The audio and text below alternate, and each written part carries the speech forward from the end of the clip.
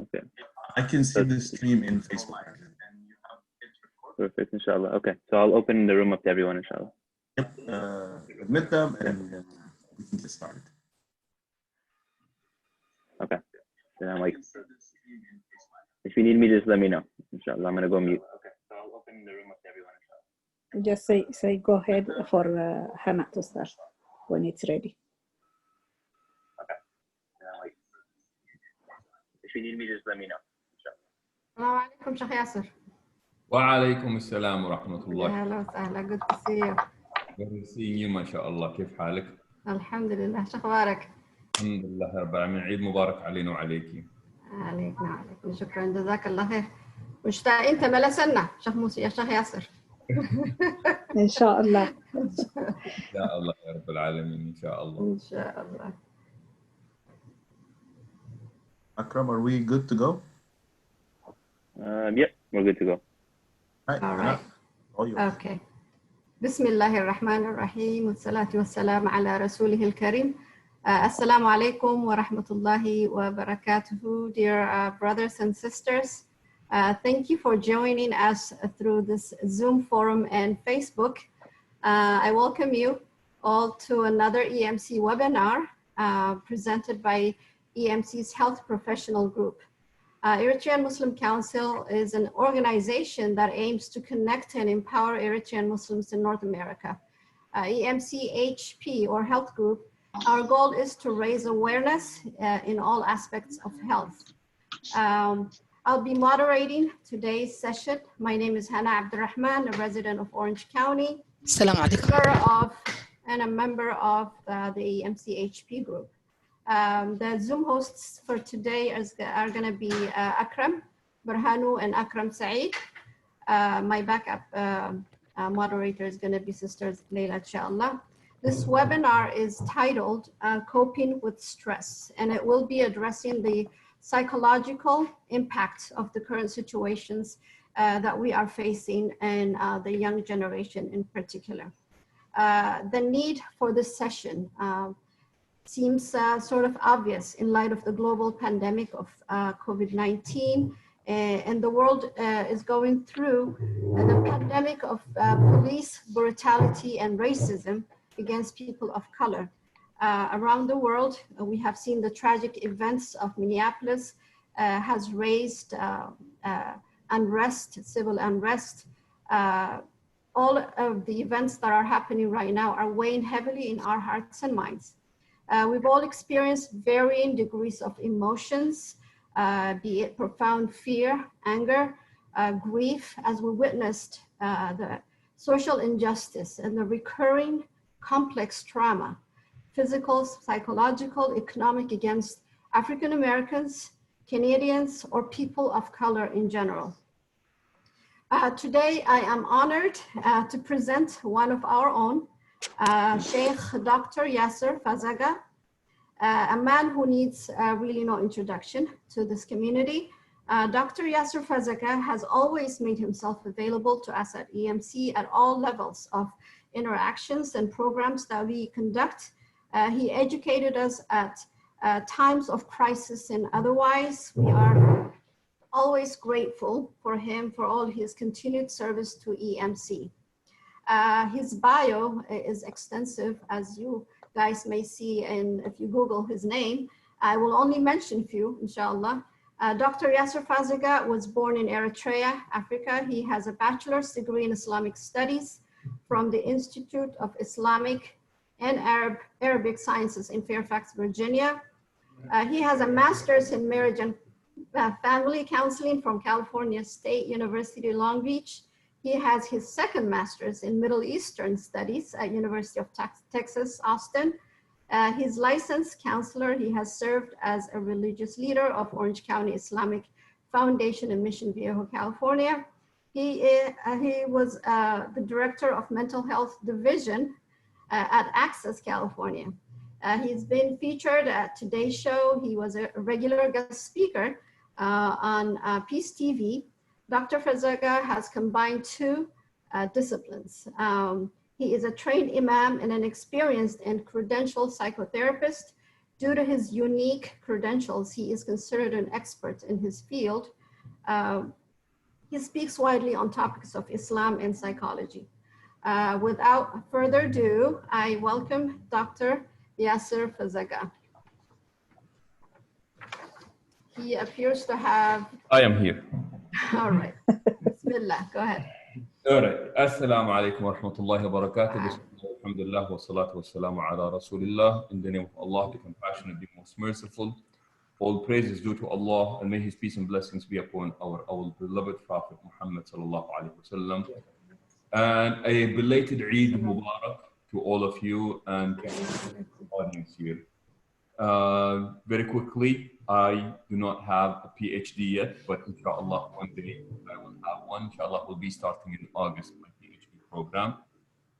And secondly, it is better to be with you than it is to have me. And as I always say it, and I absolutely mean it, my favorite gatherings, my absolute favorite conferences to attend is when I am in the presence of my people. And I know that as people, we are brothers and sisters in humanity. And then with some, I am brothers and sisters in faith. But man, I just love the presence of my people. And by my people here, I mean, it is an opportunity. But just please do move. Allah, we can do this. So that is this. Now, also it is important that when we are addressing these issues of crisis, wallahi, we have to become aware of what is happening around us. Sometimes we go through what we call personal crisis. That is something that is just happening with me. Sometimes we may have what we call family crisis, something happening with a family member or a loved one. And sometimes we can have a community crisis, and sometimes we can have a global crisis, okay? A local earthquake, it's a crisis for the people who were impacted by that earthquake. A car accident is a personal crisis that just happened to me, and by extension, it will impact those who are around me. But it is a crisis that has to do with my health. Sometimes people lose their job and then they go through financial crisis. And sometimes we go through emotional crisis, losing a loved one, getting divorce, for example. That would be psychological and emotional crisis. But I think just based on what is going on and what is happening in our world today, and also by virtue of most of us, if not all of us, being Black, we have to be aware of the crises that are taking place. And I'm talking about, it has been a long time that, our African-American brothers and sisters have been complaining about police brutality. And what has happened is that nowadays it has just really been documented. And because it is documented, it is getting exposed. A lot of people are seeing it, and that is having an impact on us. It is having different impacts on us. Like I was saying the other day, man, I would be watching some of these videos and I would cry so much, and I would be so angry, and I would be so furious and irate when I see what is going on. The inhumane treatment that these people get, the arrogance that is practiced by some of these police officers, and just that they're literally not considering these people as fellow human beings. So, you can be upset, you can be angry, and you can also be afraid of what is going on. I told the story the other day. I was driving in Memphis, and I got pulled over by the police. And what happened is I did not stop, and I just kept driving for 5 miles. I slowed down, I put my hazard lights on, but I kept driving for at least 5 miles. The police officer came out and he was very angry with me, and he said, "Why didn't you stop when I pulled you over or initially put my lights on?" And I said, "Because I don't feel safe." Now, mind you, I did not feel safe in the presence of the police. It's not that I did not feel safe because I was chased by a thug or a gangster. No, it was the police that was the source of my fear. Reminds me of rap song. Remember that back in the 1980s, rap music was initially a way that young African Americans, young black men and women were speaking about police brutality. And there was one line in one of their songs that said, you know, addressing the police, they said, "You protect us from the criminals, but who's going to protect us from you?" You know, that's where you go to when the criminals are chasing you. But where do you go when it is the police that is actually the source of your fear? And that literally just becomes a catastrophe. And, you know, subhanAllah, just to keep this really in-house, I remember I was having thoughts. I said, if this is what's happening in the United States, can you just imagine what our Eritrean brothers and sisters might be going through in Eritrea?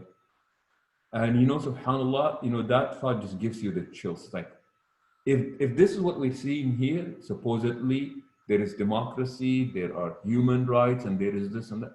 Can you imagine what might be taking place in Eritrea? So may Allah subhanahu wa ta'ala ease the pain of all of our Eritrean brothers and sisters wherever they may be, Ya Rabbal Alameen. And I remember, you know, I'd be talking to my nephews and I'll be telling them, you know, our nephews are again, like us, are also black. And I would say, do you guys know what to do when a police officer pulls you over? It is the kind of talks that, you know, other you know, communities don't need to go through. You know, rarely do white people talk to their kids about this. No, but for many black families, it can be a life and death situation where people would say, look, this is what you do when a police officer pulls you over. So the other thing also that is really important is this heightened sense of justice that our youngsters have. That is something that is supposed to be celebrated, appreciated, encouraged, and supported. And please do not undermine the importance of this. And that is, like I said, our young children, our young brothers and sisters, they really ought to be supported, celebrated, and encouraged when they are talking about, you know, the sense of right and wrong that that they have is not to be dismissed, but rather, like I said, you know, it has to be celebrated and encouraged. So please, inshallah, make sure that you that you do this. Also, you know, like I said, by means of extension, we are considered to be blacks.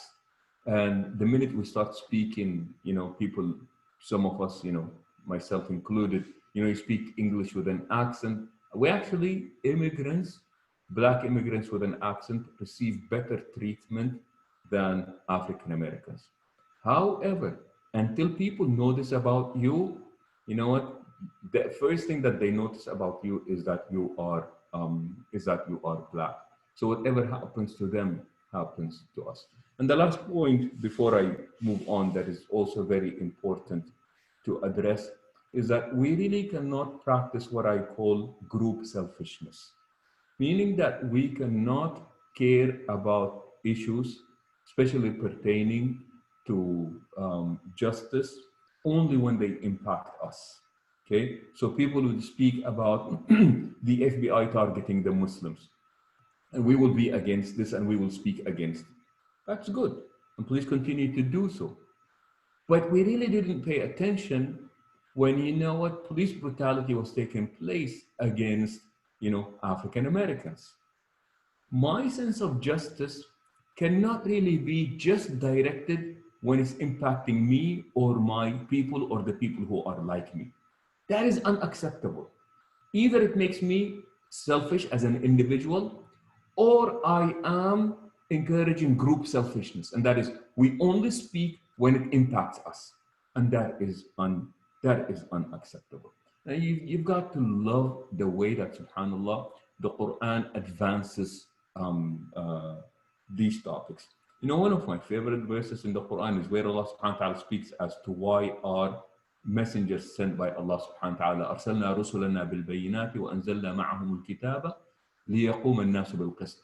We sent our messengers with clear signs and we gave them the scripture so that people can uphold justice. Like the reason why Allah sent Muhammad sallallahu alayhi wa sallam, Isa, Musa, Dawood, Yaqub, Ibrahim, the main mission is to uphold justice. Or you have direct commands, Ya ayyuhalladhina amanu kunu qawwamina bil qist. You know, or you who believe stand up for justice. And the Quran does not say stand up for justice only when it benefits you.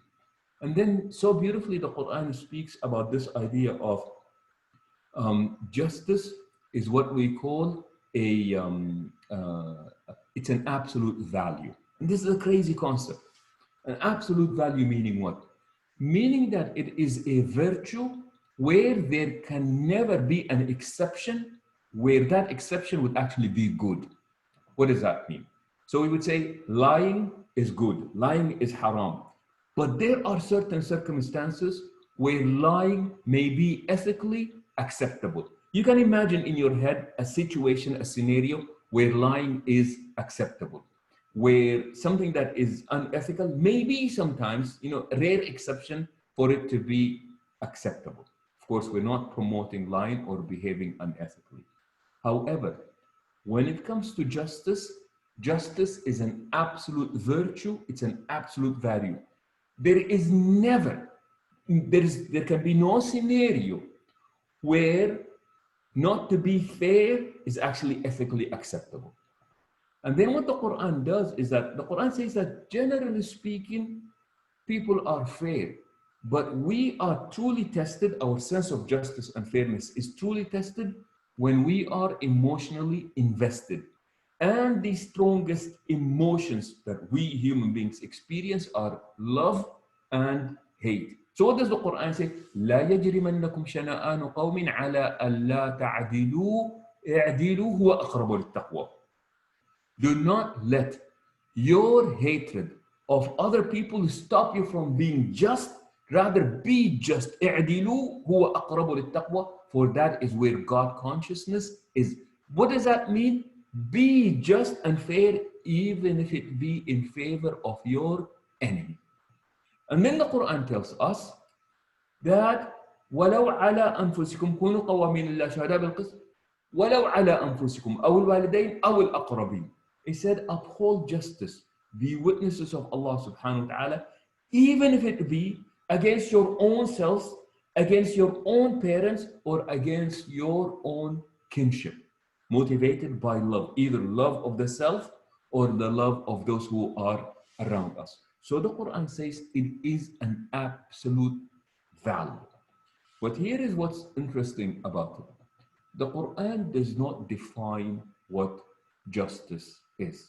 It speaks highly about it to the point that Allah subhanahu wa ta'ala describes himself as just. شهد الله أنه لا إله إلا هو الملائكة وأولو العلم قائما بالقسط. That Allah bears witness, the angels bear witness, those who are endowed with insight, they bear witness that Allah subhanahu wa ta'ala stands up for justice. قائما بالقسط subhanahu wa ta'ala. But the Quran does not define what justice is. So a Muslim theologian by the name of Al-Farabi, he said that justice is the ethics of sharing. And what does he say? He said that it's the ethics of sharing because no good is good if it's only good for you. The goodest of goods, the best of goods are shared goods. What good is your health if the people around you are not healthy? It further enhances your own health that the people around you be healthy. So the healthier everybody around you is, the healthier you become. What good is freedom if you are the only one who is free and you're able to speak your mind, but nobody else can speak their mind?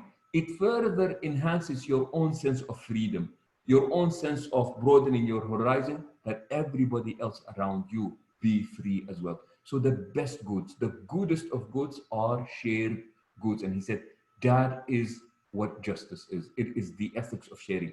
It is about extending to other people every right that we ask for ourselves. So that is what justice is.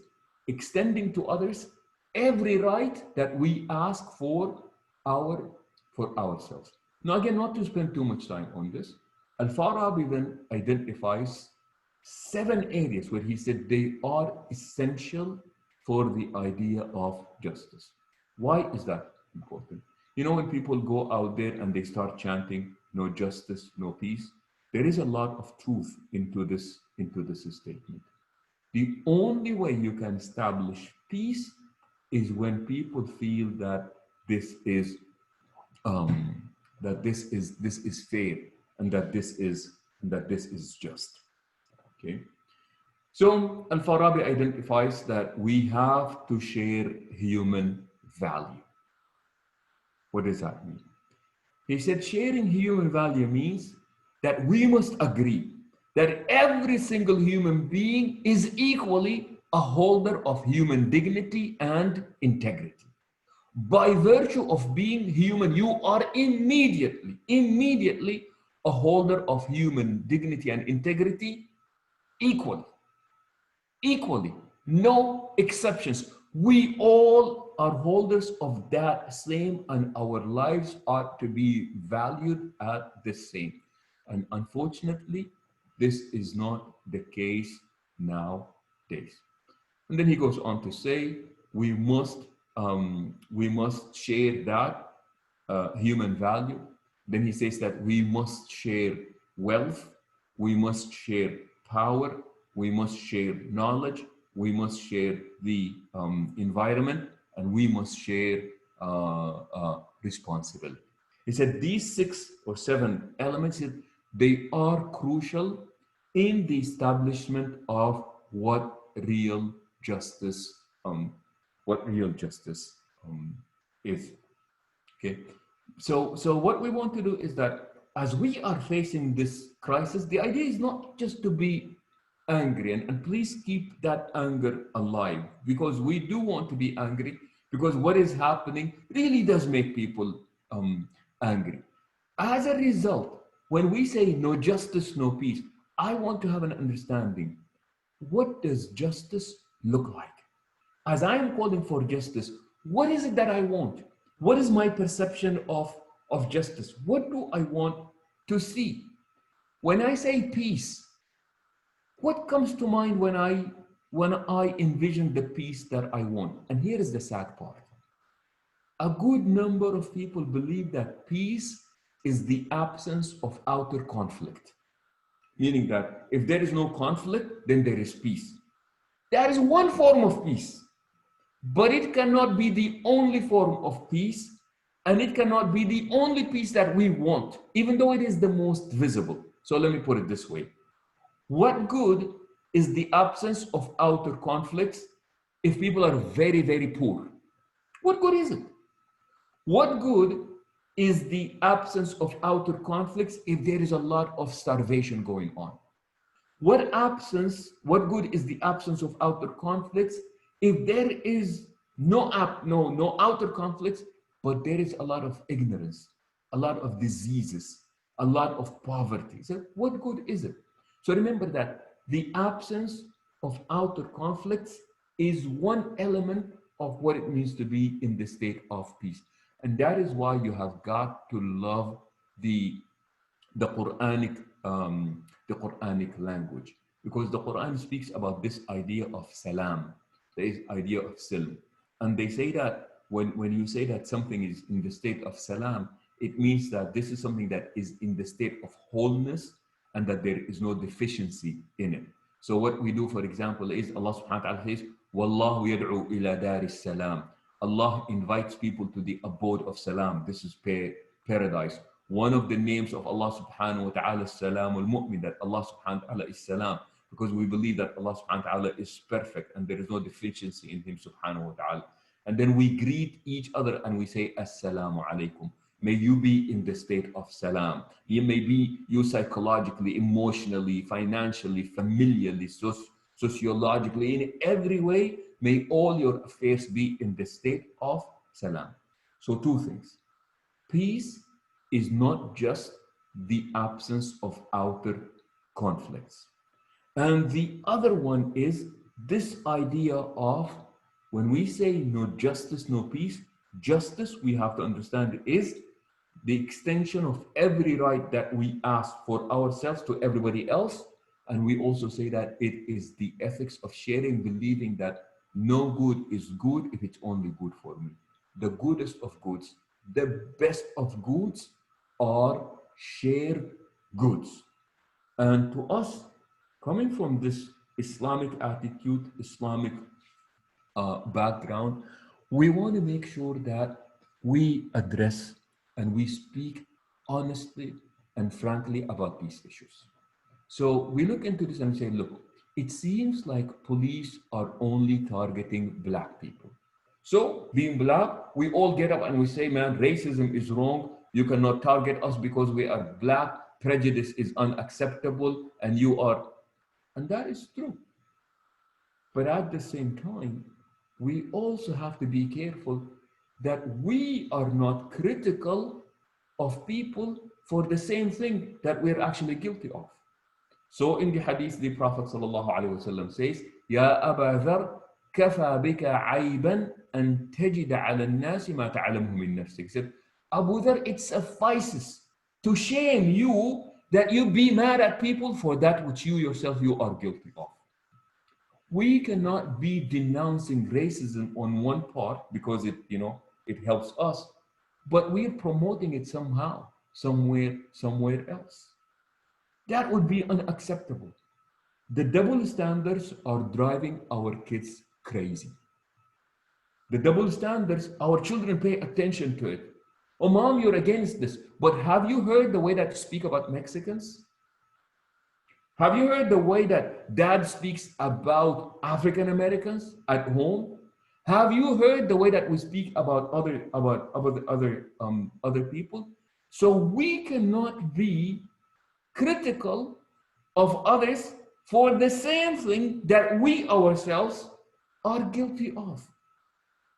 And that is part of that double standards that unfortunately most of us live in. And now, people say, well, you know what, everybody is a racist. No, everybody can potentially be a racist, but if we pay enough attention, we don't have to be racist. And that's where, again, the teachings of the deen come in. And please, my brothers and sisters, please do not be offended by this, okay? And keep this in mind. If what you believe in does not impact how you behave, then what you believe in is not important. I don't care how well you speak it. I don't care how eloquent you are when you mention it. If what you believe in does not impact how you behave, then what you believe in is not important. You can sing all night long about equality and what have you, but if you are a racist, man, there is, I don't care what you believe in, because it's not impacting how you behave. And then there is also this idea of religiosity. Religiosity, and I say this, and I hope, inshallah, we're not guilty of it, but we say, look, if our sense of religiosity is making us more cruel, more crude, more arrogant, chances are we are not worshiping Allah, but we are worshiping our own ego. And that is an unacceptable form of religiosity. We do not want to practice that type of religiosity because that would just be absolutely unacceptable, and it would be wrong. Within our own communities, we can be racist. We are racist. We value and devalue each other on the basis of where is that person from? What language do they speak? Which part of Eritrea do they come from? And then we make a label against all people. And please forgive me. Yes, I was born in Eritrea. I love that country. But I will tell you that I know very little about Eritrea. You know, when people speak and they tell me that, you know, all Tigray people are like this, all Jabarta are like this, I have no idea what these people are talking about. And here it gets even more ridiculous. It gets more ridiculous because, you know, Eritreans, we are already a minority. And then you move somewhere else. And wherever place that you move to, you are even a much smaller minority. And within that smaller minority, you still hold on to this stupidity. I'm not calling it stupidity. The Prophet ﷺ called it stupidity and called it foolishness. قال يا أبا ذر إنك امرؤ فيك جاهلية. Said Abu Dhar, you still have got remnants of jahiliyyah, of ignorance in you. So we have to be careful about this. We have to be honest with ourselves about this. The idea of valuing or devaluing people or labeling an entire group of people, or all you know, Eritreans who come from this part of the world are like this, or all Eritreans, man, chances are, you know what, our kids don't know what it means to be Tigray, Jabarti, Belain, whatever you want to name it. And that's it. This is where it's going to end, by the way. This generation, this is where it's going to end, and that is the end of it. But here's what we are doing. You know, when a group speaks negatively about itself, that's very unhealthy. That is very, very unhealthy. And we don't want to be engaged in this. We want to speak about each other in beautiful ways. If somebody is bad, they're bad because they're bad. It's not that an entire group is like this. So please be honest. You cannot be protesting. You cannot be going to the demonstrations. You cannot be encouraging your kids to go to these demonstrations. And then when they come back, the very first thing they hear you say is, oh, you know what, all these people who come from this part, all Mexicans are like this. Or what did we just do? Just chanting all this, no justice, no peace and equality. And then I come back and we just one statement, we destroy this. Come on, man. Come on. We don't want to be doing this. What is going on is traumatizing. Now remember this. When I say traumatizing, sometimes, you know, as immigrants, as refugees, we have the ability to remove ourselves away from this. This is not happening to us. This is not us. We are not like them. We don't live in poor neighborhoods. And please keep this in mind.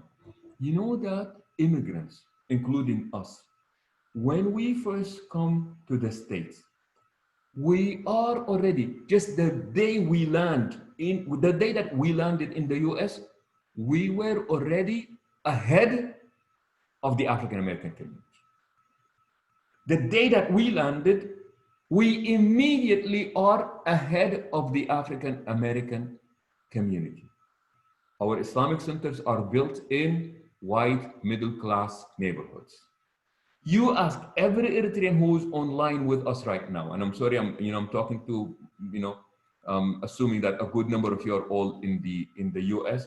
I can tell you right now that the majority of us are living in white middle-class neighborhoods. Am I correct? I'm not saying we shouldn't. I'm just letting you know that sometimes we believe that we are so removed away from this, and that may not be the case for our kids. Our kids, the minute they talk, they speak with that accent, man. They are considered to be, and their affinity and association, it's much easier to identify as an African American as an Eritrean American. It's like, what do they know about Eritrea for them to actually, for us to expect that kind of association? And I don't know if you have heard about Shukriya Abdi. Again, she's a young Somali kid. She drowned in the UK today, or was it yesterday? 12 years old, and I have not followed her story. Hijabi, people pulling her hijab, did not know how to swim. In any case, you know what? If you look into Twitter, everybody is just talking about justice for Shukriya. People are sometimes, we've got all the elements that Trump does not like. On the one hand, you are black. He really does not like black people, especially black men. He does not like the idea of Muslims. He really is anti-Muslims. And he definitely does not like immigrants. I mean, we're not even immigrants. Most of us are refugees, okay? So you've got these elements that really, really puts you at, you know what, you're not necessarily, according to this administration, you are not on the high list of their priorities. So we want to be cognizant as to our place and as to our time. Well, what does that mean? Like every crisis, when you have a crisis, the most important element immediately is set your priorities straight. That is the first thing that you do when there is a crisis going on. You set your priorities. Right now, my priority is not about who is Somali, who is Sudani, who is Eritrean. And I'll be very blunt with you. We're all Negroes. And people are not really interested in these classifications. Okay, that's who we are to them. As sadly as it was, he said, this African American man went to Africa, and they were talking to him about two different tribes in Nigeria. One is Yoruba and the other one is Falata. And they were talking to him about the distinction between the Yorubas and the Falata. Yoruba is a language, by the way. And he looked at them and he goes, well, let me tell you how people see you in the USA. When people see you, they see two niggers. They really don't care who is what. When they see you, that is what they see. So number one is be the personal crisis, be the family crisis, financial crisis, this global crisis that we are going through. The very first step that you do in every crisis is this idea of making sure that you prioritize. What does that mean? Focus on what is important at the moment. And I tell you, man, wallahi, this is amazing. This is such an amazing lifestyle. Not just in a crisis, but just as a lifestyle, focusing on what is important. I'll give you a quick example.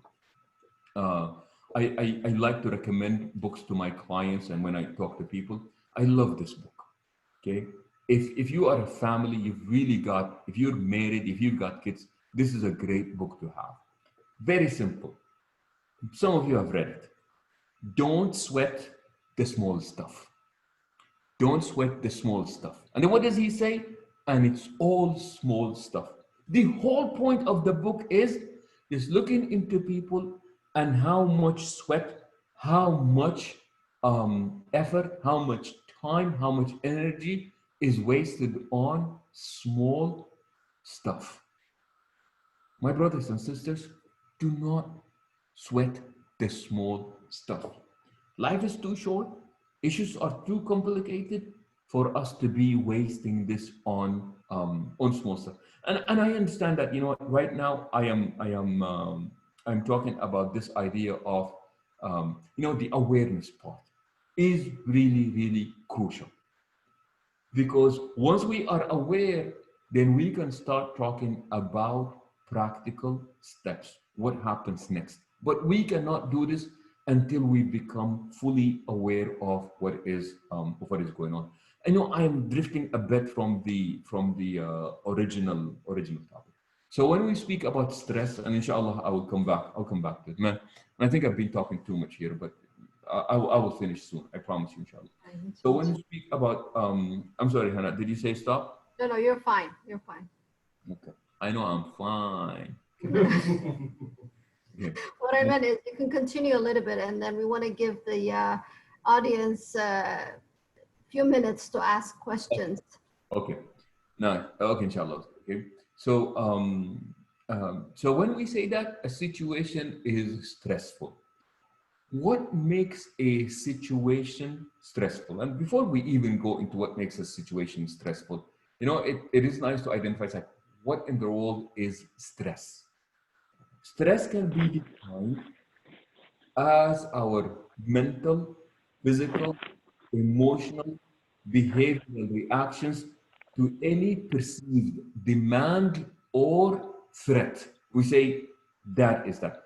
In other words, it is what we call, it is an external pressure, and that we are reacting to it. And that external pressure can either be a perception of demand, or it can be a perception of threat. And we are going to react as a result. So any situation that have a strong demand would be stressful. Any situation that is imminent would be stressful. Any life transitioning event in our life would be stressful. Okay. Sometimes some of us don't really do well with ambiguity. Like, what's going to happen? What is next? You know, things are so ambiguous. They're not very clear to many people. That can also be a situation that is stressful. Sometimes a situation may also be stressful when people do not feel that they have enough control. The loss of controllability also may, to some people, it may cause them to be under stress. Okay, so that's what we are talking about at this point. And some of us are more vulnerable than others. Some of us are more susceptible than others. Some may be stressed out, and others may be doing fine. You know, with our own kids nowadays. Okay, so alhamdulillah, some of the kids, you know, they just finished high school and they're going to go to college. They were looking forward to it, and then all of a sudden, because of what's going on, there are many unknowns. Now they don't have that college experience. Now they will be at home. I know that a good number of colleges, they decided that until 2021, there will be no school. School is going to be only done at home. So the presence of all these people can be a source of stress on the family. And just in a few minutes, I'll just tell you what's going on nowadays with this whole COVID thing. Research, observation, numbers are saying that there are a lot more divorces going on because of COVID. There is an increase in child abuse. There is an increase in domestic violence. There is an increase in alcoholism, because what is going on with us is just not natural. Our kids are impacted by this, especially younger children are going through what we call, periods of regress.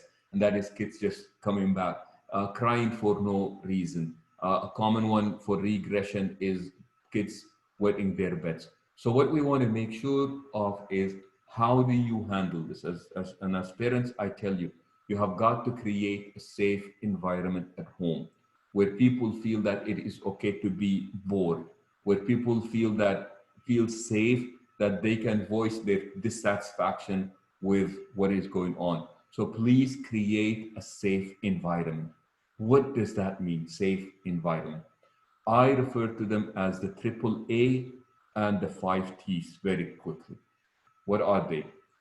Approachability, accessibility, and availability at the parental level. Another AAA, we continuously need to express appreciation, attention, affection. How do we get there? The 5 T's. Time, talk, trust, tease, touch. Got to give the time. Remember what I said, availability, accessibility, approachability? That requires time. Affection, attention, appreciation, that creates trust. And then when you go into affection, attention, appreciation, and the availability, approachability, accessibility, that creates the ability for people to talk. In the process, you do tease. That is people having fun with one another, creating that safe environment. Touch is a way of us expressing these things. High fives, the giving of the hugs, the taps on the shoulder, and what have you. And I think that when we do this, I believe that we create that safe environment. Now, it is not going to solve the problem, because the problem is really outside of our control, but it will make the situation more bearable. And then finally, You cannot really leave religion out of this, and that is where the teachings must really come in. And that is the practice of gentleness. فأن النبي صلى الله عليه وسلم يقول إن الله رفيق يحب الرفق في كل شيء. That Allah is gentle and He loves to see gentleness displayed in everything. So now is really the time to practice lots and lots and lots and absolute abundance of gentleness at home. Finally, in the hadith, the Prophet ﷺ says, إِنَّ اللَّهَ إِذَا أَحَبَّ أَهْلَ بَيْتٍ أَدْخَلَ عَلَيْهِمُ الرِّفْقَ. That when Allah subhanahu wa ta'ala loves a household, one indication that Allah loves a household is you see gentleness in their midst. And I think it really is time to bring these aspects of our deen into our homes. Well, you people are being very, very patient, mashallah, tabarakallah. I don't know how you all did it, but you're still here. So I really appreciate this. So jazakumullah khair, and like I said, would love to, go back and forth with these discussions, inshallah. Jazakallah khair, Sheikh Yassir. Wallahi, you've given us a wealth of information and knowledge that I think we'll need to listen back to this audio again and again. There are some questions that are coming. Before I start with some of these questions, I'd like to mention that you can ask your questions in a written format to save time, or you can raise your hand, and the support team will go one by one and we'll give you a chance to ask Sheikh Yassir. Some of the questions that are coming, and I'll try and go to the texts that are coming here and also through Facebook.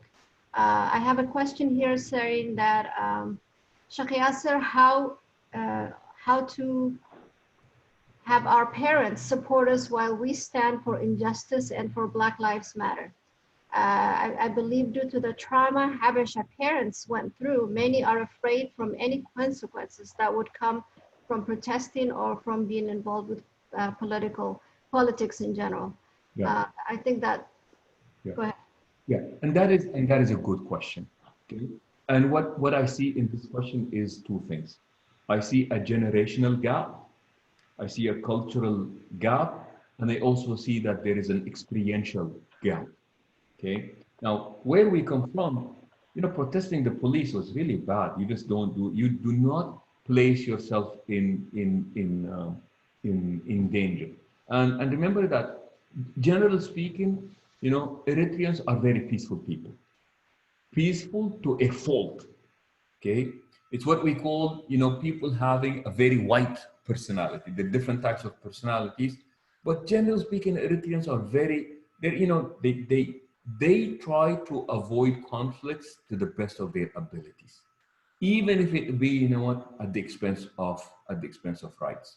In addition to that, also you have experienced political oppression, and as immigrants and as refugees, living in the Sudan or being in the Middle East or going anywhere. What we focused on is just be peaceful, just do what you came here for. Get your education, get a good job, do good with your kids. It's like the idea of, I just want peace.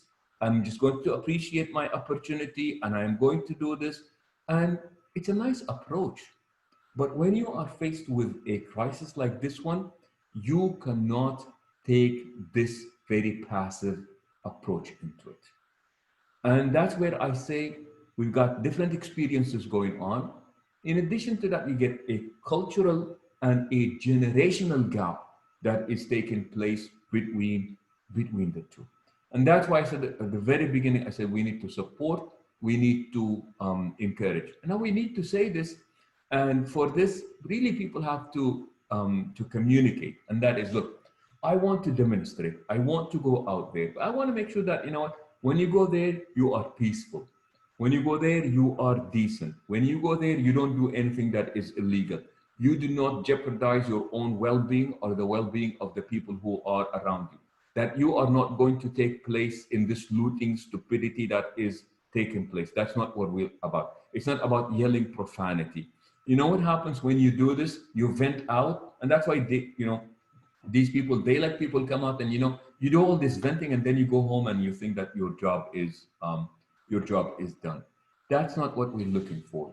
We want to view this as, look, this has been an event where I really wanted to go out there and stand up for justice.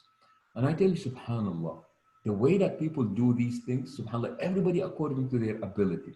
I live in a very, very white neighborhood. My neighborhood is extremely white. But there is one white dude, by the gates there. They have a big, huge sign that is handwritten. It says, Black Lives Matter. Making this statement in a white neighborhood speaks volumes. Mm-hmm. I saw one of these high schoolers at the very opening of the gate. Wallahi, it would be 2 p.m. and it is blazing hot. He has his hat on and he's sitting there holding a sign that says, Justice for George Floyd. Now, the idea is there is no one way of protesting, okay? But I think people like the protest because psychologically you are part of a group. There is this solidarity that you feel when people get, there is this camaraderie that you see there. And there is this idea of justice doesn't know a color. I see white people, I see the Mexicans, I see the immigrants, I see the Asians, I see these people. I don't see many Asians, but I see these people, and this was a joke. I see these people, and now I really want to be in this environment. And I think it's okay for them to be in this environment as long as we have this understanding. But I think it really is an issue of communication as well. Jazakallah khair. I do have some hands up that are raised, and one of the questions also that is coming up in the chat is, what are the practical steps that we can take as Eritrean community to support or be part of the Black Lives Matter movement? Maybe you'll keep that in mind, and I'll give a chance to some of the people who have raised their hands. Akram, if you can help me. I think the first one I see is Nuruddin. If you can unmute him. Okay. And for the people who will be asking questions, if you can just tell us where are you at, that would be great. Sure. Nuruddin, you can go ahead. You're unmuted. Yeah, assalamu alaikum. Thank you, Sheikh Yassir and Sister Hannah and others. I live in Minnesota, so this all happens in Minneapolis the last 2 weeks. And still we are suffering from that because I used work around that area. And my second is concerned, if you heard about the Holy Land, it happened last week. This all things was about the hatred about Black people. The Holy Land is a Muslim area, grocery area. If you remember from last year, our convention was, the food was prepared from that area. So how do you see this whole situation when it comes from our Muslim brothers and sisters, hatred about others like us, Black people? Sorry, say that again. What about, I did not understand about the Holy Land part. If you would explain. Yeah, about the Holy Land, if you aware, there was on the Facebook and the other thing that her name is Layan, and she posted about all Black people, they should be killed like Jews, they killed by Germans, and they have to be vanished. If I'm a president, I can all kill Black people. These all things, if you read all, it is very disturbing, and it comes from the Muslim brothers and sisters, hatred of other Black people. So it is very disturbing. We pray together, we shop every day. For me, 2 or 3 times a week, all shopping. But it is very disturbing for me and for my kids. So how do you see this one? Got it. Okay, so thank you, Nuruddin, for your... and Nuruddin said, Assalamu alaikum. So, we say, wa alaikatkum assalam.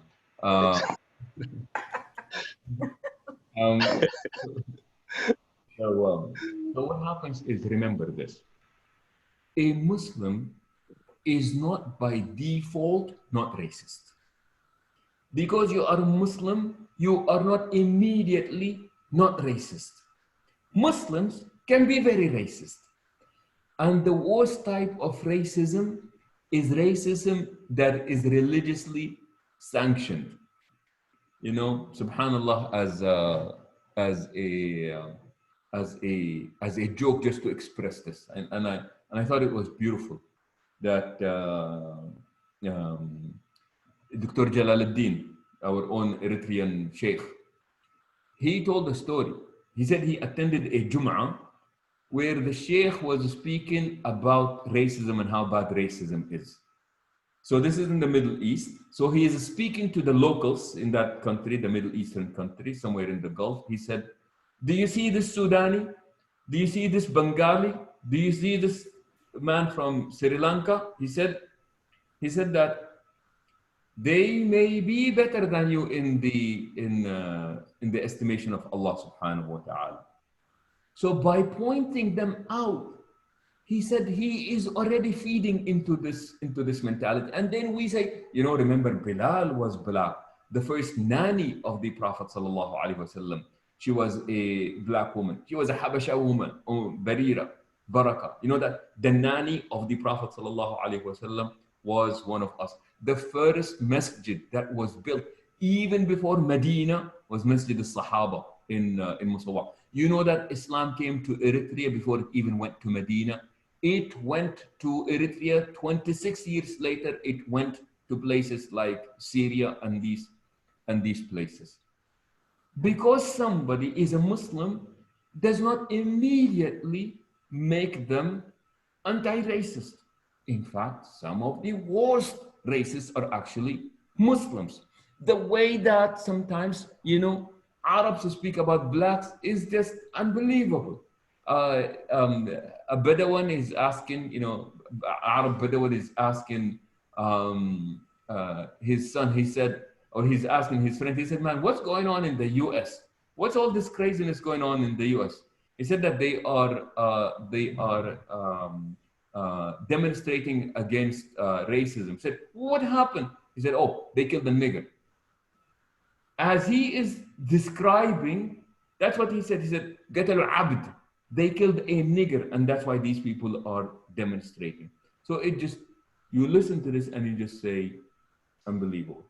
I know people who spoke to me, supposedly very religious. I remember I was living in Virginia, and this guy said, man, I have to go to DC today. I dread going to DC. I hate going to DC. I said, why? He said, because of all the niggers who live there. And this person was talking to me.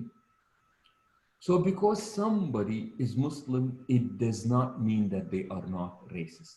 And there is a lot of racism within our community. And this may have been an expression of sometimes Muslims are really anti-blacks. And like I said, you know, some things that we just don't do. We don't live in black neighborhoods. We don't build our masajid in black neighborhoods. We build our masajid in white middle-class neighborhoods because we associate success with closeness to whiteness. And whiteness does not mean the color white, but the culture white. We live in their neighborhoods. We go to their schools. These are the better schools. And again, you know what? As refugees, we just want to be safe, and these are the safer neighborhoods. But we remain to be distanced from the African American community. So I would say to us, like I would say to all the people out there speaking about these practical steps, I would say, look, we've got to know this community better. And I remember, last point here, I remember one time this African American brother came to me, and he was, you know, came to the masjid for about 8 months or so. And he said to me, he said, Sheikh, he said, I have been a Muslim for 25 years. In my last 25 years, said, in all of my 25 years being a Muslim, I do not remember being invited by a single Muslim family. That's very telling, man. That is very, very telling. Just give you an idea of what this one. Jazakallah khair. Sheikh Yassir, before we go to the next person who's raised their hand, I want to say that there is racism in Habasha, as we can all witness. One thing is our children, when we relate to them, looking at ourselves and the Black Americans, we say we do not have the same experience as they do. The racism that we are talking about maybe slightly different than they are. We are not looked upon equally or the same as African Americans who come with the background of being slaves or children of slaves in this country. So we do say in our arguments with our kids that yes, we do realize that there is racism, but we are not the same. So do not equate yourself with African Americans. And that's some of the, I think, issues that comes up with our children or our kids, where they feel that we're not really being true to what's going on. Is there any truth in that? Of course there is. And remember what I said earlier. I said there is something about a different experience. It's a generational gap. It's a cultural gap. It's also a different experience. And when you have these different experiences, what can potentially happen is this idea of people speaking different languages. If you don't mind, let me just share this with you, just to Akram, if you can give me the ability to share my screen, please, with the people. As a host, I think you can do that. Enable me to participate in screen sharing, please. Okay. So what happens is, yes, there is a lot of truth into this. We do not see ourselves as the descendants of the slaves. We do not see ourselves having gone through the experience that they have. But this is the culture that our children are growing up in. So my experience is one thing, and it is not going to dictate the experience that my children may have. Okay? No, I still can't. I still cannot share. I'm gonna switch the host to you, and it should allow you to, inshallah. Okay.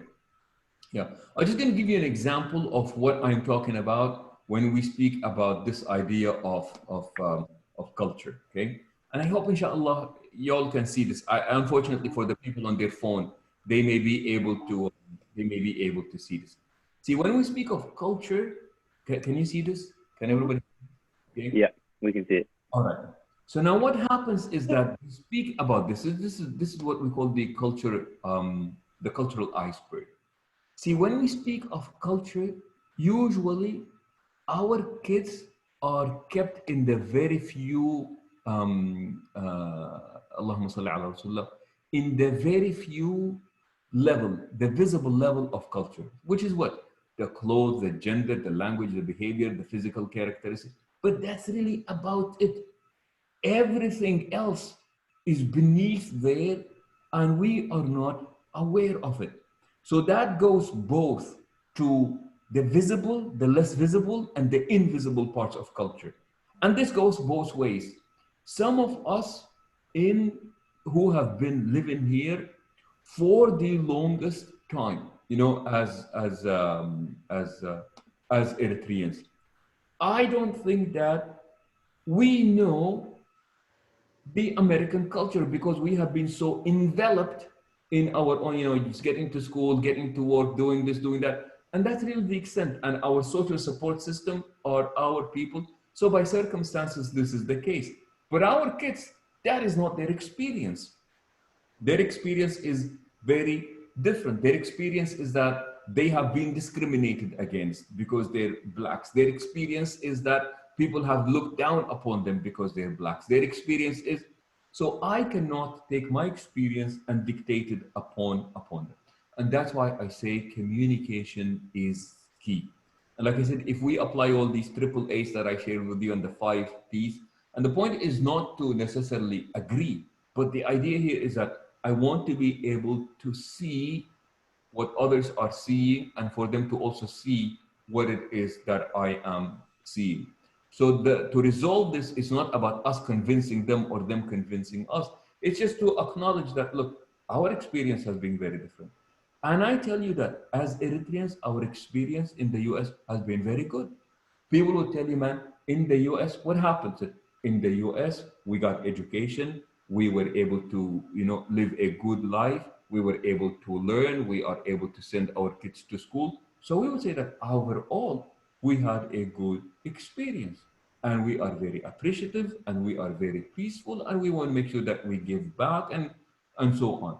Somebody else who grew up black, they can have a totally different experience than this. Jazakallah khair, Sheikh Yassir. The next person I see here is Noura Audi Usman. You can go ahead and ask. Okay. Yeah, we don't need yeah, to be, if you could- so you can take that away.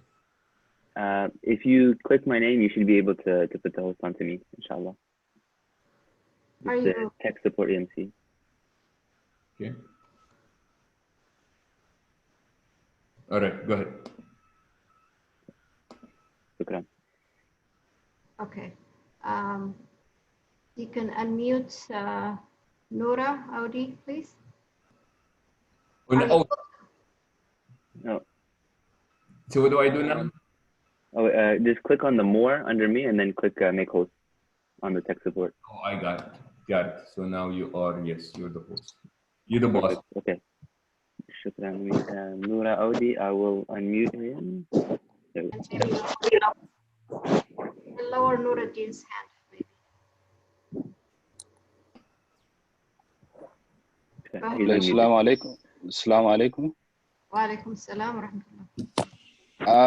Thank you very much for the opportunity. Sheikh, thank you very much for a wonderful lecture. I just want to add a little bit something. Unfortunately, I'm very sorry to join. I'm not an Eritrean, I'm a Nigerian. We forgive you. I am a Nigerian, but I've seen my fellow brothers Muslim on the line, and I got the invitation. I saw the invitation on Facebook and I joined. Welcome. Sheikh, I just want to correct one little thing you said about Nigeria, Yoruba, and Fulani are the majority. Actually, that is is not correct. What we have in Nigeria is Fulani, Hausa, and Yoruba. They are actually the majority language in Nigeria. Yeah. And Alhamdulillah, Fulani and Hausa, 95% of Fulani and Hausa are all Muslims. Yoruba, about 70% are all Muslims. That's the correction I want to call the attention of the of Sheikh, because I've seen most of us here are students listening to you, sir. All right. Noura, and thank you for the correction. So remember, yes, Hausa, Fulani, Hausa, Fulani, and Yoruba. Fulani, they are the yes, Doctor. All right. Jazakallah khair. Points all taken.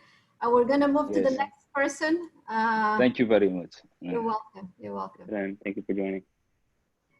All right. We're going to move to the next person, Akram Muna. You can unmute her, please. Okay, just unmuted it. Okay, go ahead. Assalamu alaikum wa rahmatullahi wa barakatuh.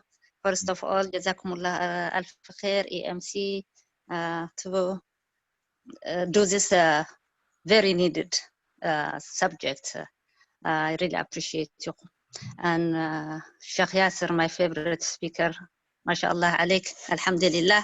You are my favorite, and this topic is very needed, especially as a Muslim African descendant and immigrants, what we're doing, to highlight. And I learned a lot, and I don't want to repeat what he said, but I have one thing that I want to ask you to do, but change always comes with one person. As you see, it's very sad what we Muslims don't practice, what we preach, what we say, what our religion say. And now it's not only us, our children, the young generation, they notice that, Islam, you have to practice it what Allah said, but they said, you go pray and you do all these 5 pillars of Islam, but you don't do anything less what you practice, what you learn. So my question to you is now, I think, as you a leader, and I feel you can make a change always comes with one person. What is your advice to our Muslim community, all as a Muslim community leaders that they supposed to do at this point to stand up with a Black Lives Matter? Not as individual, because every masajid, if they do small one, but we need collectively to do something that they can see as a Muslim, and that we are doing something that we never did. My question actually, if you support this one, I'm not sure, isn't that time at this time to do something practical like fundraising to support them and that we can show them that the whole world is asking and demanding to change our policy in the US. And as a Muslim also, we need to change our attitude toward blacks practically so we can support as one masajid collectively, all of us. Let's do some fundraising and support this black community. And at the same time, whatever from now on that we raise any masajid, fundraising to anything that we send all the money overseas, we need to come with some percentage locally that they live next to us. Unfortunate people that we see them suffering, they don't even have enough food. We need to make change. And I hope and work on this one, Sheikh Yassir, and I believe you can do that. Assalamu alaikum. Mona, before you answer Sheikh Yassir, there's also another question I think that goes along with what Mona's asking. How can we get the non-Black Muslims to stand with us against this injustice? She may also mean Arabs and non-Muslim, non-Black Muslims. Yeah. Already. Mona, once again, wa alaikum salam, and thank you for your kind words. And Yafwan, please remember the following, and I think it's very important. As we are talking about the need to support Black Muslims, one mistake that we should not do is we should not view Black Muslims as a charity case. This is important. We should not view Black Muslims as a charity case because Black Muslims have given us Muhammad Ali. Black Muslims have given us Malcolm X. Black Muslims have given us Warsuddin Muhammad. Black Muslims, so this is not a charity case. Blacks are very resilient. The fact that they are alive today, wallahi, is a miracle. Because that was not the intended. The intended purpose was they did what they did to the native Indians. Come here, take their land, get rid of them. They're no longer an issue. Bring the Negroes, use them, then get rid of them. So there is a tremendous amount of resilience in this community. When we speak about them, we should not speak about them as a charity case. And I know for a fact that this is not what Mona is referring to. I'm just saying that let's be cognizant of this fact. They are not a charity case. And by the way, if we as Muslims are going to have any future in this country, African Americans are going to have to be a crucial part of it. They represent 40% of Muslims in the United States are African American. So it is crucial that our relationship with them is not that they need us. No, we need them more than they actually need us. So remember that they are not a charity case. Number two, how, I think what you're asking, Mona, is how do we express solidarity? And them being at a disadvantage. You know, African Americans, you know, I was reading the other day, how long does the dollar revolve in the African American community? And how long does the dollar revolve in the Asian community? Like how long? How long before the dollar gets out of the African American community? Just to give you an example, in the Jewish community, and not turn off your phone. In the Jewish community, the dollar revolves for 7 days. For 7 days, that dollar is going around that one community. Good for them.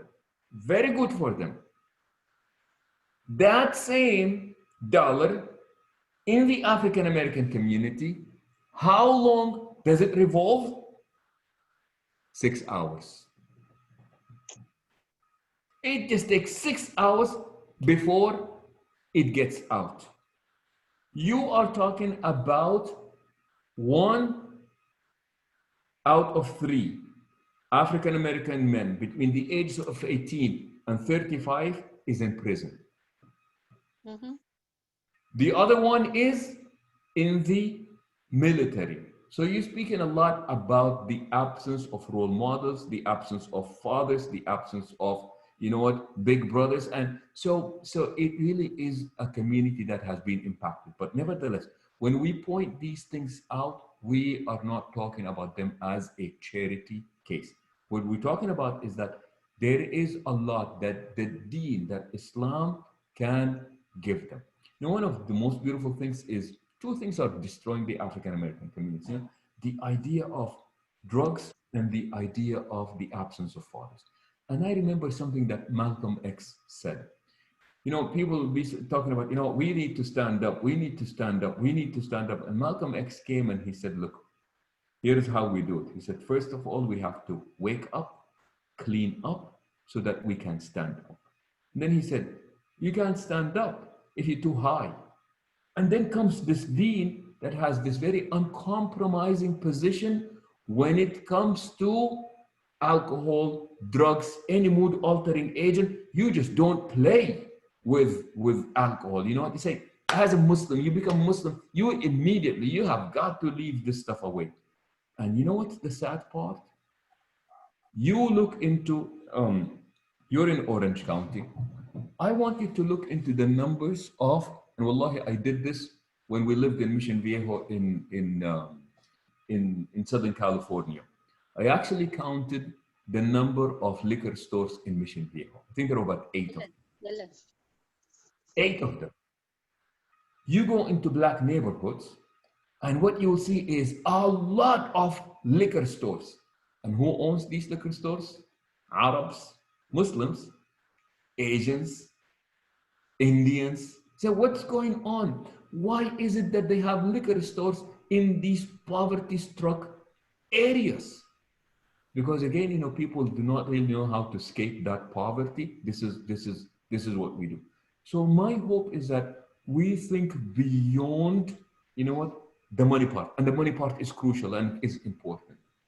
And what I want to see is, at least as Muslims, right, we do not want to participate in the destruction of this community. Now, we cannot be the ones who are actually, you know, the liquor stores cannot really be owned by fellow Muslims, man.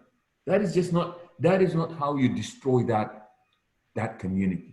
The minute you bring in alcohol in that community, then alcohol comes in and all kinds of issues come in. So here's what they did in Memphis, and I thought it was brilliant. They sent us a text, and I loved it. It was absolutely brilliant. They sent a text with all the local Black-owned businesses. And they said, hire somebody. If you need something done, said, hire somebody from that community. And these are the Black-owned businesses. Hire these people. No, the idea is not to just hand out charity. The idea is not, look, let's build on what they have. So that was one thing. The other thing that they did is, they said, okay, fine. What else are we going to do? There is a local African-American masjid in Memphis. Said we are going to hold a fundraising event for them. What is it going to do? It is going to help their food pantry, because it is helping all the local, you know, poor African Americans who live in that area. Something that I absolutely loved when we were in Orange County, you know, once in Ramadan time, we do this humanitarian day. In humanitarian day, there was one thing that we did, and that is we are going to give stuff. It cannot be secondhand. It can only be brand new. Why is this? Because this is about restoring hope and dignity. They're going to get a hot meal. It's not going to be something that is left over. They're going to get a t-shirt. They're going to get a towel. They're going to get a hygiene kit. There's going to be a doctor there that's going to check their blood pressure, and they're going to. So what happens is that you come in and you want to restore dignity and you want to restore hope in the process. But I do agree with you. If there is a local Black-owned business, make it a point that this is what we want. This is what we want to do. And this is how we are going to make a difference. And please keep in mind that I do believe that change happens in steps. And what we want to do is that we want to be a part of these little steps, inshallah, that will facilitate for that big. The questions are coming. I hope you can entertain at least a couple of questions and maybe one person asking live. I will combine them. I have a question here from, I think it's over there. All right, this question is saying, my children, okay, the question is regarding children, how to ensure that they have strong established identity, example, Muslim and Black. We live in a predominantly white community and city at large. What advice do you have for us as parents to help strengthen their identity? And I think this is from Canada. Another question that's sort of similar is, what age should we address racism and what's going on in our country to our children, meaning country here in America? Can you please give us example on the proper language to use? Yeah, so these are great questions. And believe me, you know, I get so much joy just looking into the type of questions that are being addressed. These are very mature questions. You know, these are questions of either people wanting to make a difference, people wanting to be supportive. How do I ensure this? So this is like really, really great. And check this out. And I think somebody alluded to. See, right now we have this identity, whether we like it or not. The first thing that people are going to notice about me is that I am Black. That's the first thing that they're going to notice. There is this incredible, beautiful, what we call study on what is identity. So there is perceived identity, what I think. There is assumed identity, what other people think of me. There is political identity, and then there is the psychological identity.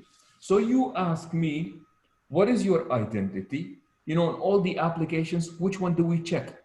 Citizenship. That's our political identity, which means what passport do you hold? And this identity, we all love. Don't lie. You all love your American passports because you take it and you get to go to places and you love the idea that you don't need a visa. All you need is your ticket and you can go wherever you want. Almost in 99% around the world, if you hold an American passport, you really don't need to go, you don't need a visa. And that part you absolutely love. So that's our political identity. But when people ask you, where are you from? You don't say, I'm from America. You say, I am from Eritrea, for example.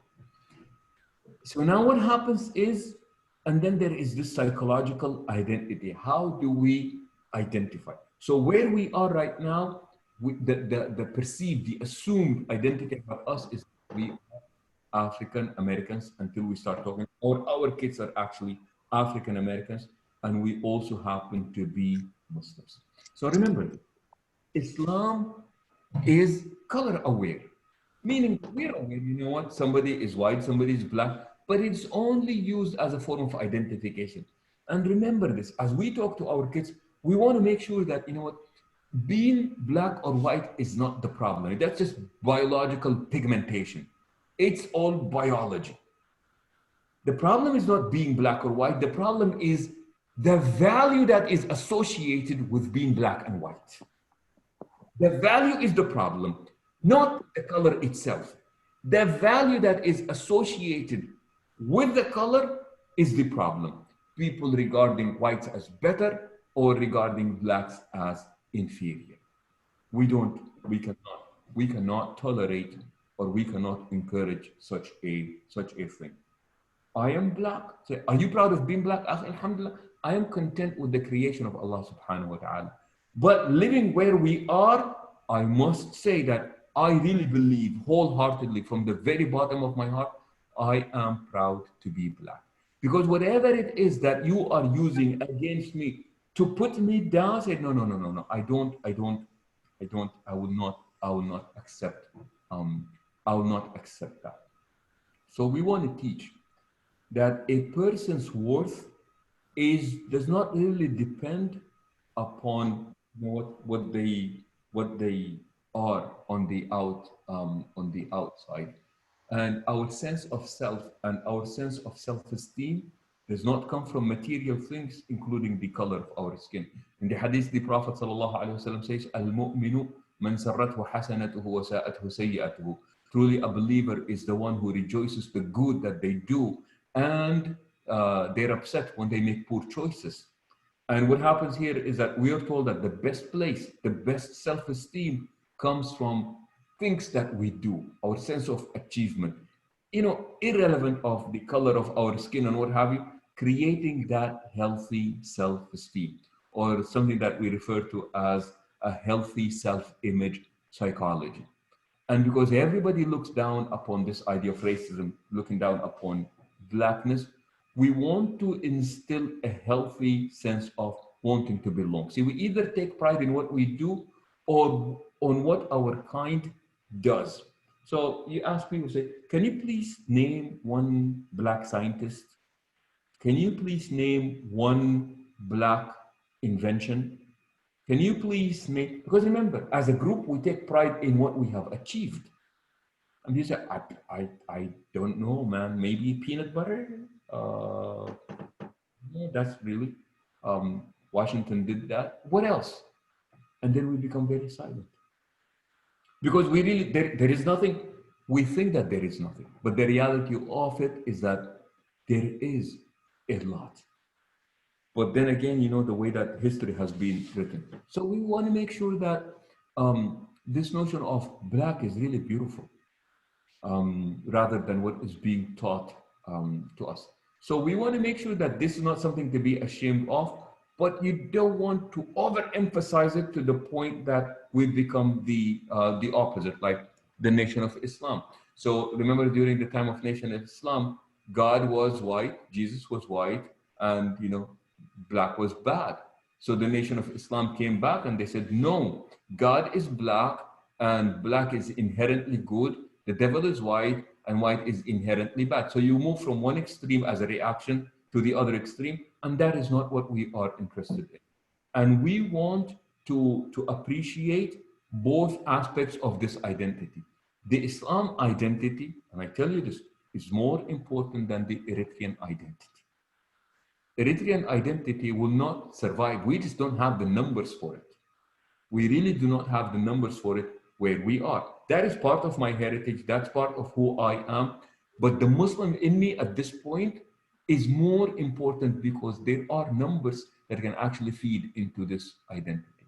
And of course, the second identity is the black in me, excuse me, which is also very important. So it is, the creation of that balance that I think that is very crucial. But we want to create a healthy self-esteem, a healthy self-image psychology. We want this person to take pride in who they are and how they are, as far as, what, black is beautiful, black skin is nice, and all the association of blackness or the negative associations with blackness. We want to make sure that we do not buy into this. And of course, learning about black achievements, learning about good examples of what it means to be black. I'll give you this example, inshallah, and we can stop here. One time I remember I was speaking to a group of young African-American, men. I think I was in Detroit, if I remember correctly. So I said to them, I said, by the way, guys, I said, did you know that there are more African-American medical doctors than there are African-American professional athletes, men and women, in all the leagues combined? And I remember this young man he said, say that again. And I said, there are more African-American medical doctors than there are African-American professional athletes in all the leagues combined, men and women. And that young man started crying. He said, they lied to me, man, they lied to me. And I said, what's going on? I said, they lied to me because I thought that success is only about becoming the next Magic or the next Jordan or the next LeBron or the next Kobe or the next any of these people. He said, they lied to me. He said, had they told me that there are many African-American medical doctors, my chances of becoming a medical doctor are much higher than my chances of becoming the next Michael Jordan. Are you following what is going on? So this idea of the perception that is being created about what it means to be black.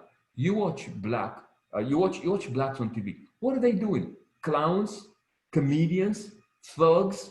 You don't see them in, very rarely you see them in, roles that actually say, the NASA engineer was black. You don't see that.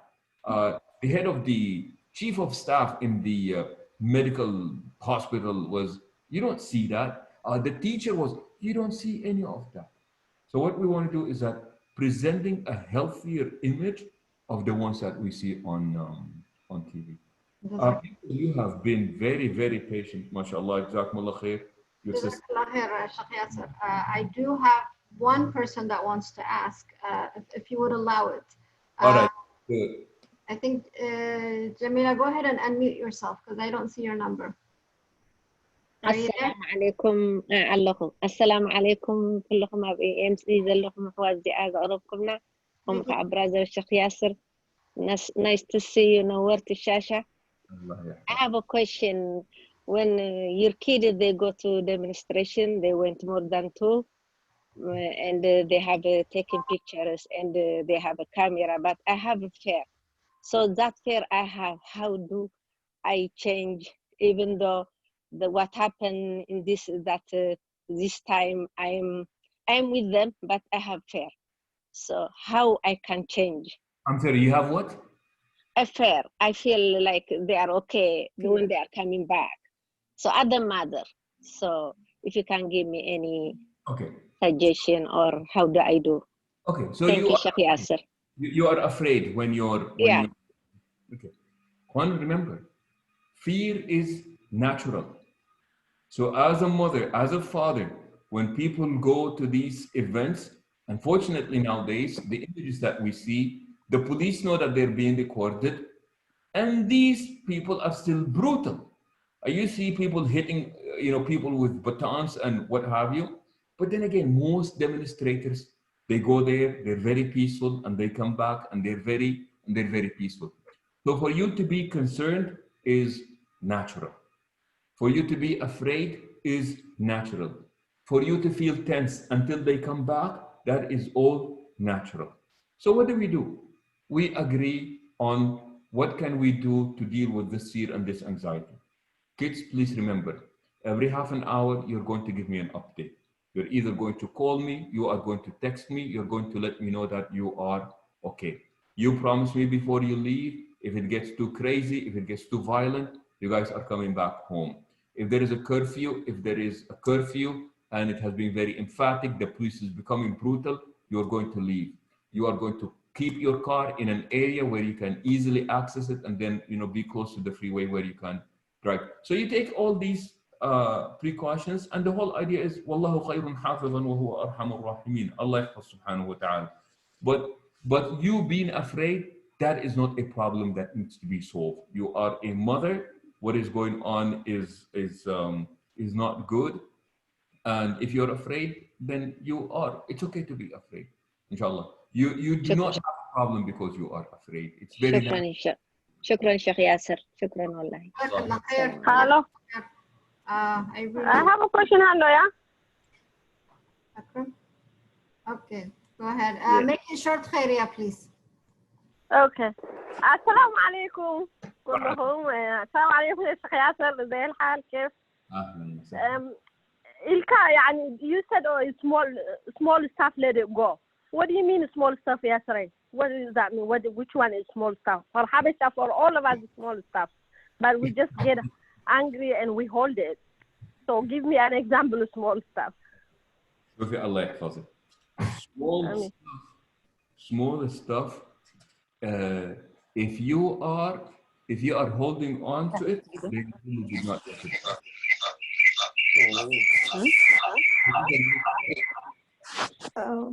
Everybody just put your phone on mute, please. Okay. Everybody, including Khairia, you also put your. Okay, I did. All right. So when we say small stuff, remember that there are the example that they gave. This woman came in and she brought in a jar to the students in class, and they had some big rocks and some small rocks. And she said, we're trying to fit everything in here, or let's see what we can fit in here. So people started filling up their jar, and the minute they put the small ones in, there was no room for the big stuff. The big stuff was more important.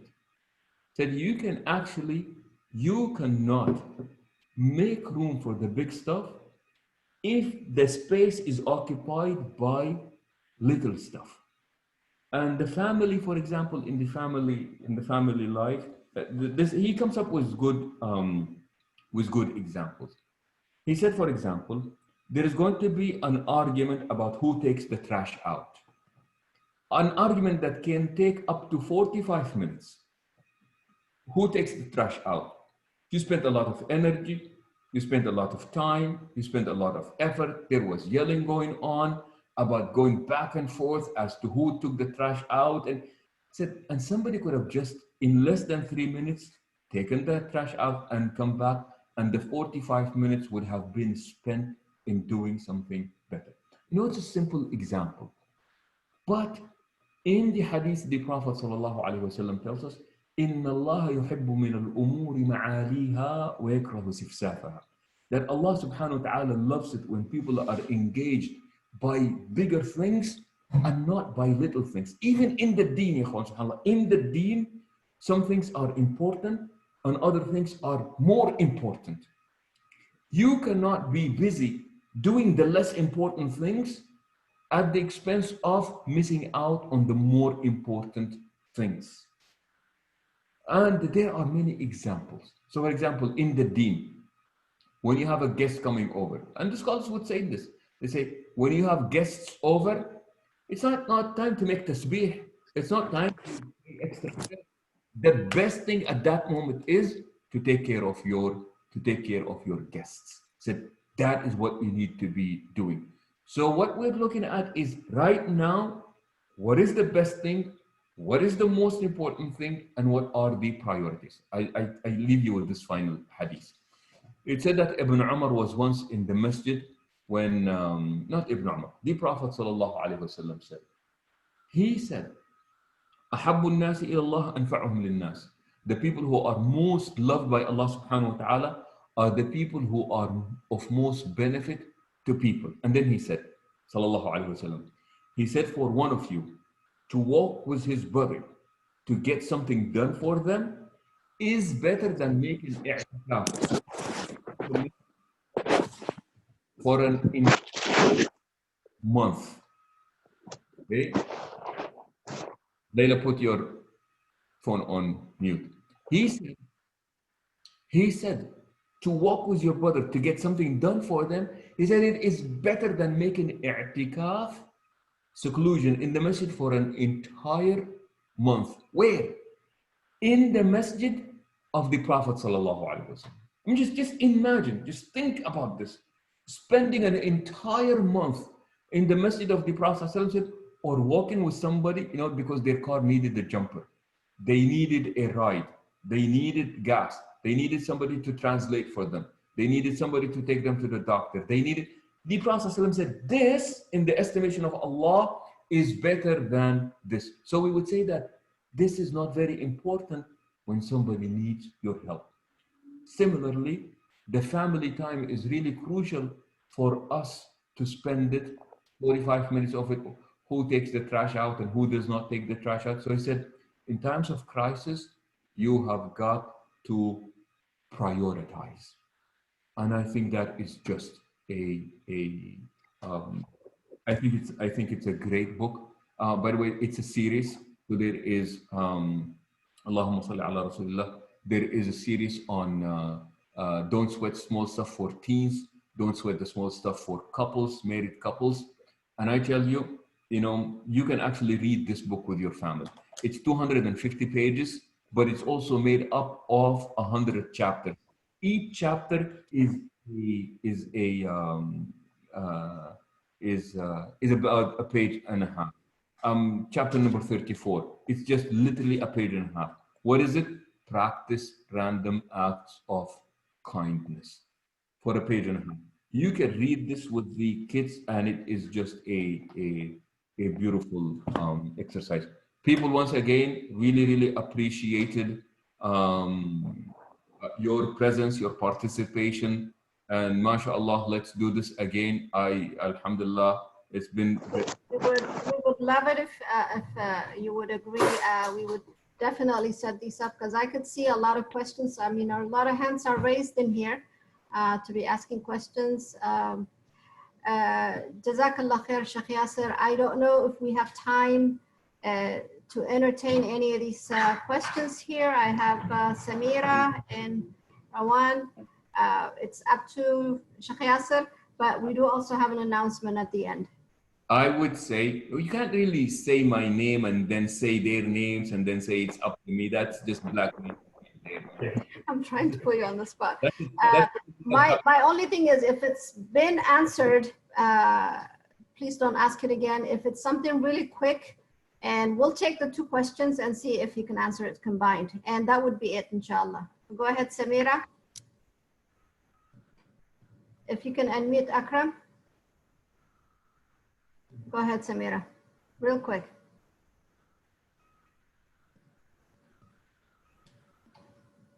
Samira, you're on. Samira Ali Bakhit. We can't hear you. Okay, go ahead, Huda.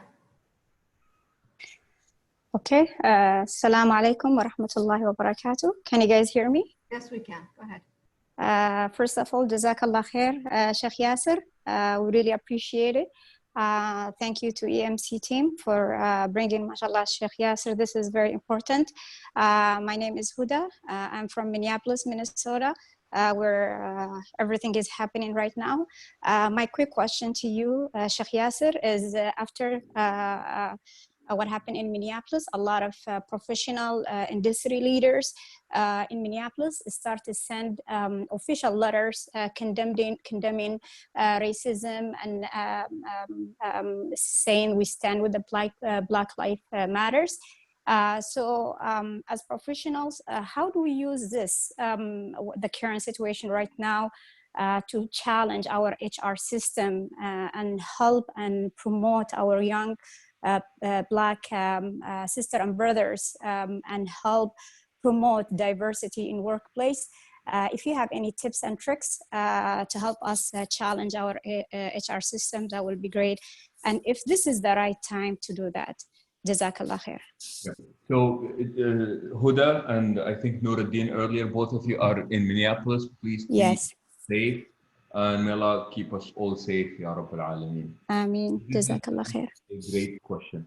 And honestly speaking, so I have conflicted feelings about this issue. So on the one hand, there is this notion of لا يؤمن أحدكم حتى يحب لأخيه ما يحب لنفسه. None of you is truly a believer unless and until they love for their brothers that which they love for them. So I truly believe in the idea of making my brothers and sisters aware of opportunities and vouching for them and promoting them when I can. However, these brothers and sisters, their only qualification cannot be the fact that they're Blacks. That cannot be acceptable. So I want to make sure that the people that I am promoting, that I am vouching for, that I'm speaking for them, because remember, I have a responsibility towards the company that I work for. The idea is not just to bring people of color. The idea is to promote qualified people of color. At that point, I say, please do that. Being Black by itself or being Eritrean on its own, come on. You just do not bring a person simply because of the skin of their color or they come from. What we want to say is that, look, these people are qualified and they deserve an opportunity. And if I have the ability to promote them, to vouch for them, to encourage, to speak, to recommend, yes, I want you to do this, especially right now. But remember, it's all about bringing people who are qualified. You know, they had studies about students, from minority students who were given the opportunity to attend Ivy League colleges and universities, even though academically they really did not qualify. And what ended up happening is these students ended up dropping out because they could not take the academic pressure of being there. Now that is a lost opportunity for a student of color. But now it's also being used as, well, these students cannot handle the pressure. They cannot handle the heat. So we cannot give them an opportunity. So when we promote, we want to make sure that we promote people who are qualified. So I say, please, by all means. And I tell you that EMC would be such an absolutely great way of making sure that we use this as a platform to promote our brothers and sisters. And I can give a couple of examples. I know, for example, our brother Umar Haroui, you know, and there is a business opportunity because he really does believe in financial empowerment for the community. He will let the people know about it. I know that Dr. Kamal Nabarai, you know, when there is an opportunity for people seeking masters, higher studies, you know, people, or graduate studies, you know, people would want, he would want people to become aware of this. And I would love it if on our website, you know, we have business opportunities, scholarship opportunities, academic opportunities, where we make people aware of what is going on. Because remember, one way is that we make people aware. I remember in one of the EMC conferences, I believe I attended, was a young sister who spoke to us about how do you prepare your university application? How do you apply for scholarships? And these are just beautiful ways of us promoting one another by making each other aware of what is going on. Before I leave, Sister Hannah, there was actually a very good question that was asked by Huda. How do we legitimize effects of racism on mental health? What are some strategies to care for our mental health across both generations? One, subhanallah, you know, in the African American community, because of the history of racism, you know, there is so much that is taking place within that community. So, for example, African Americans don't trust the system. When I say the system, they don't trust the police. They do not trust the school system. They do not trust doctors, medical doctors. African Americans do not like to come to counseling because they do not trust the mental health industry or the mental. So what happens is, and these are all the impacts of racism, where a person is just constantly afraid that they're constantly being judged, just being Black people. Some of the stories that you hear are horror stories. I remember, never mind. But what I want to do is, this is real. This question is real. There are impacts of racism on our mental health. Kids who don't want to go to school because, you know, the majority of white students are picking on them. They're being bullied. They're being called names. I just told you earlier about this young girl, Shukriya Abdi. This child, 12 years old, Somali refugee who drowned, I believe it was this last Tuesday, hours before her death. The girls had been pushed around by one of the children who went with her to the river, and they tried to take off her hijab.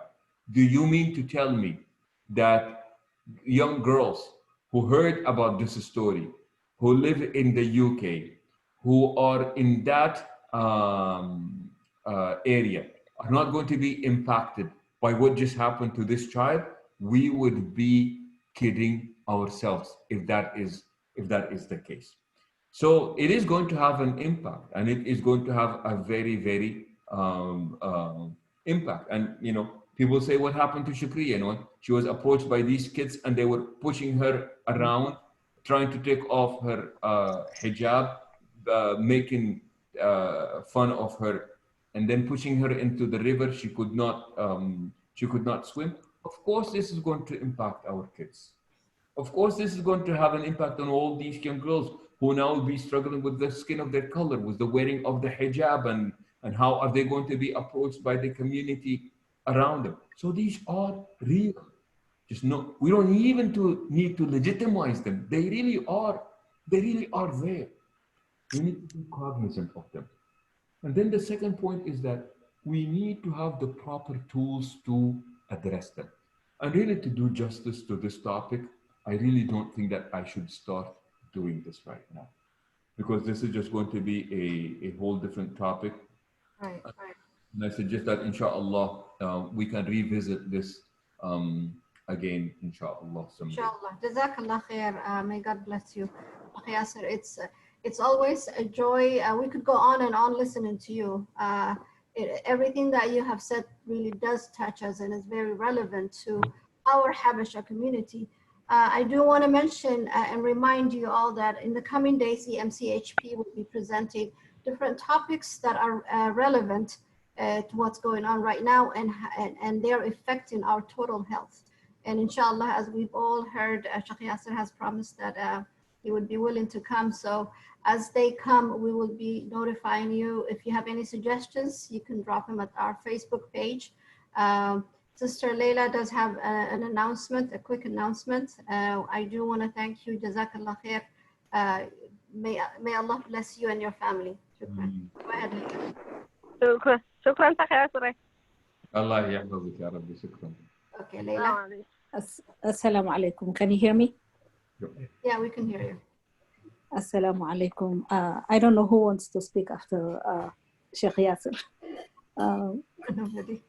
Sheikh Yassir, I don't even know how to thank you. Thank you so much. And forgive me for the repetitive text and pushing you for unnecessary questions on the process of preparing this. May Allah reserve your health and protect you. You are an asset for EMC. Jazakallah khair. And I can't even thank you enough. I have no words to thank you. Jazakallah khair. Next, as Hanan mentioned it, I have a quick announcement. Actually, it's not announcement, it's just a report. I would like to invite everybody who is health professional. We have a registration. You can join the health professionals and help us with this program that we are planning to bring it periodically, inshallah. And I would like also to take this opportunity to tell you about the Ramadan and Eid project. Jazakumullah khair for everybody who donated, who made dua, who participated with their time, with their effort and everything. MashaAllah, MashaAllah, we have made, alhamdulillah, over $40,000 on Ramadan only, alhamdulillah, and we were able to feed over 1,000 individuals in Sudan and Ethiopia, and also we sent 400 aid gifts for the kids in Sudan and Ethiopia, alhamdulillah. And they were very happy. They say thank you to all the donors, to everybody who is involved, for Eritrean Muslim and everybody who is participated on this. And I thank you so much on behalf of EMC, on behalf of the relief group of EMC, for making this program, happen. So thank you so much. And if anybody has a question, you can drop us a question on the EMC website or EMC Facebook, Instagram. You know how to reach us, inshallah. We will be able to answer your questions. I will be sending full report, inshallah, in a week or two. And we have leftover money, which we can use now for programs that are essential for the patient, for the refugee. We have the dairy goat, which we're gonna give it to 15 people. That is a sustainable program, alhamdulillah. And we have a vocational training and also other programs that is sustainable, which is the next program or next project we are working on with the money we have on hand. With that, thank you so much. Thank you for listening to me. And I have Akram Burhanu, who is an EMC chairperson. Maybe he wants to say something. I don't want to forget also, as Sheikh Yassir suggested, for the making the programs available, like he mentioned, Amar Hurui and Kamal, and we do have groups if you want to participate. And Akram, you can collaborate more on this. We have a business group, we have the health group, we have the women group, we have different groups that you want to be. If you want to be involved, please register. Thank you so much. Akram. Assalamu alaikum. I just wanted to come on and say on behalf of the EMC board, thank you everyone for coming on and participating, inshallah, giving questions, taking the time to learn as well. May Allah subhanahu wa ta'ala bless Sheikh Yassir for sharing everything with us. I definitely know one of the next books I'm going to be reading is Don't Sweat the Small Stuff. So I just wanted to say thank you to him for that. And inshallah, everybody stay safe. Make sure you're keeping your mental and emotional self safe in these times, and inshallah learning from people like Sheikh Yassir who bring such benefit to our ummah. So everybody, thank you for joining, and inshallah we will see you when we have our next health group call. Assalamu alaikum, everybody. Jazakumullah khair, everybody. Wonderful questions. Thank you, Sheikh Yassir. From here on, we're going to end it. Jazakumullah khair until next time. Stay safe. Wassalamu alaikum wa rahmatullahi wa barakatuh.